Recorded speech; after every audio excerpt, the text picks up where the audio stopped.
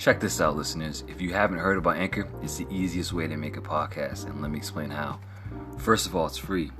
And secondly, there's creation tools that allow you to record and edit your podcast right from your phone or computer. Anchor will distribute your podcast for you so it can be heard on Spotify, Apple Podcasts, and many more platforms.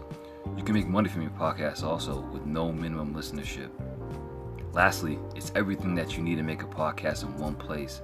So download the free Anchor app or go to anchor.fm to get started.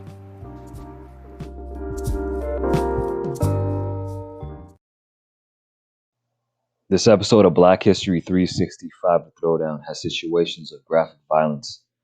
Listener discretion is advised. Welcome to Black History 365 The Throwdown, a series where I explain, educate, and explore historical events, unsung Black figures in world history, and recount the struggles and triumphs of Black people worldwide. I'm your host, Yusuf Fursi, and the horrors of slavery and Jim Crow segregation compiled an array of racial terror attacks that were brutal, and some of them did make it to the front page, like the Emmett Till murder. This true crime story in Black history I'm going to present was one of the many deaths that served as the inspiration for Billie Holiday's song Strange Fruit. With that said, on to the events that occurred on the date of May 19th, 1918 in southern Georgia, United States. May 19th, 1918 in southern Georgia, United States was a terrifying day that ended in the gruesome murders of a group of Black individuals in the form of lynchings. The most notable death was a woman by the name of Mary Turner. Not much is known about Mary Turner's background, but what is known is that she was a soon-to-be mother before her murder. Mary Turner, a Black woman who was 8 months pregnant, was lynched by a white mob from Brooks County, Georgia, at Folsom Bridge, 16 miles north of Valdosta, for speaking publicly against the lynching of her husband the day before. What I'm about to say is going to be graphic, so you've been warned. When the white mob captured Turner, they bound her feet, hung her upside down from a tree, threw gasoline on her, and burned her clothes. The mob took their heinous actions and brutality to the extreme that led to the still alive Turner's abdomen being torn by a white mob member's butcher knife, resulting in them cutting the unborn baby from her. Once the baby fell from Mary Turner, a member of the mob crushed the crying baby's head with his foot. Afterward, Mrs. Turner's body became target practice for the mob. They went to riddle her body with hundreds of bullets, killing her.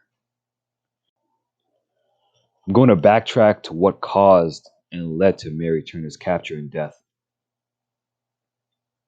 Mary Turner's husband, Hayes Turner, had been lynched the day before. Hayes Turner was accused of being an accomplice in the killing of a notorious white farmer, Hampton Smith, who was well known for his abuse of Black farm workers. Mr. Smith would bail Black people accused of petty crimes out of jail, and then required them to work off the fine at his farm. Avoiding jail time to work off the crime, the quote unquote crime they committed, might have been a better deal. But Sidney Johnson, a Black man working to pay off a legal fee for rolling dice or simply gambling, confessed to killing Mr. Smith during a quarrel about being overworked. Police officers killed Johnson in the shootout.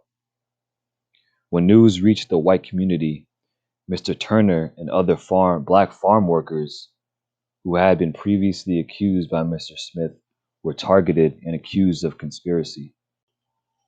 Many Black people during this time were lynched based on mere accusations of murder against white people. The same was true here. At least 7 confirmed individuals were lynched by the white mob in response to Hampton Smith's death, inflicting community-wide racial terror and violence. Mrs. Turner was grieving and spoke out against her husband's death, promising to take legal action. Enraged by this, the white mob made an example of Mrs. Turner, despite having not to fear actual legal repercussions from her promise, as black people at that time were not afforded judicial processing. The lynching of Turner and her unborn child from the white mob's perspective was to maintain white supremacy, silence her, and communicate to the black community that no dissent from the racial order would be tolerated. To no surprise, no member was ever held accountable for the lynching of Mary Turner and her unborn baby. The grotesque execution of a black woman 8 months pregnant reveals a great deal about how black women were dehumanized with impunity. There has been a documented number of 594 racial terror lynchings between 1877 and 1950 in the state of Georgia. Brooks County had the third highest number of documented racial terror lynchings. And this concludes this episode. For more information on this podcast, you can check out my blogs at realfreeflowingwords.blog and click on the tab Black History 365 for my written blog posts on previous episodes.